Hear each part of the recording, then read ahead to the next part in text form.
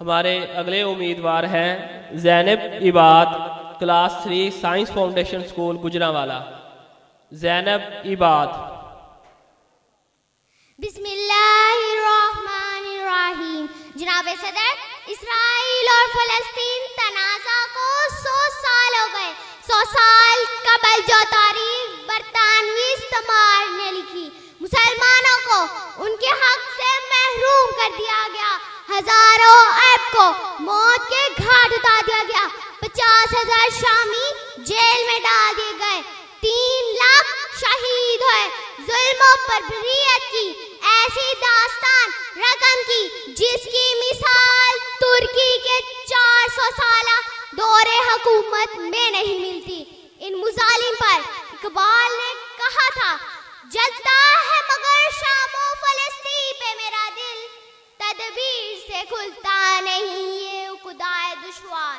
جب ہٹلر نے یہودیوں کو مارا تو اسے ہولوکاسٹ کا نام دیا گیا۔ جو یہودی بچ گئے انہیں دنیا میں کئی جائے پناہ نہ ملی، یہ فلسطینی ہی تھے جنہوں نے انہیں کھلے دل سے خوش آمدید کہا، مگر ان کی حقیقت سے واقف نہ تھے۔ یہ سانپ ہیں جو اپنے ہی دودھ پلانے والے کو ڈس لیتے ہیں۔ فلسطین جو پہلے مسلمانوں کا تھا اب غزہ کی چند کلومیٹر کی پٹی میں محدود کر دیا گیا۔ نائب صدر، 70 سالوں میں جب جی چاہا فلسطین پر راکٹوں میزائلوں کی برسات کر دی۔ 2008، 9، 12 اور 21 کی جنگوں میں ہزاروں فلسطینی شہید ہوئے۔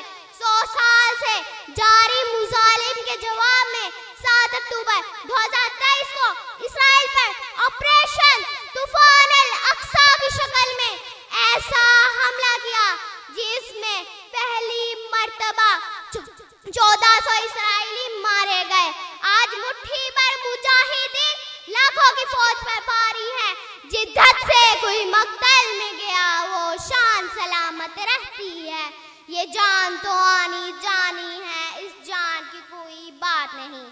صدر ذوالفقار، آج امریکہ انہیں دہشت گرد کہہ رہا ہے، مگر یاد رکھیں جب بھگت سنگھ، جارج واشنگٹن اور نیلسن منڈیلا نے آزادی کی جنگ لڑی تو انہیں بھی سب سے بڑا دہشت گرد کہا گیا۔ ہم نے بھگت سنگھ کو آزادی کا جیالا، امریکہ نے خود جارج واشنگٹن کو آزادی پسند اور جنوبی افریقہ نے نیلسن منڈیلا کو آزادی کے لیے لڑنے والا کہا۔ نائب صدر، 1 سال سے جاری جنگ میں 45,000 فلسطینی شہید ہوئے، جن میں 17,000 بچے، 1,32,000 زخمی، 11 لاکھ بے گھر اور تقریباً 5 لاکھ کو قحط کا سامنا ہے۔ یاد رکھیے، بزدلی سے بڑا عیب کوئی نہیں۔ تاریخ کبھی بھی بزدل انسانوں یا اقوام کو یاد نہیں رکھتی۔ پوری دنیا میں 57 ممالک، 50 لاکھ افراد، ایٹم بم سمیت دنیا کا جدید اسلحہ، تیل کی دولت میں مالا مال، لیکن سب ممالک آج بھی بزدلی کا لبادہ اوڑھے ہوئے مسلمانوں کو غزہ میں مرتے ہوئے دیکھ رہے ہیں۔ آج ہم نے ذلت میں جینا اور ذلت کی موت کو پسند کیا ہے۔ ہماری حالت اس شیر جیسی ہے، آخری شغال تھا نا دبکنے کی ہو گئی، خلت پہن کر بھی نہ رسالت کی بو گئی۔ شکریہ۔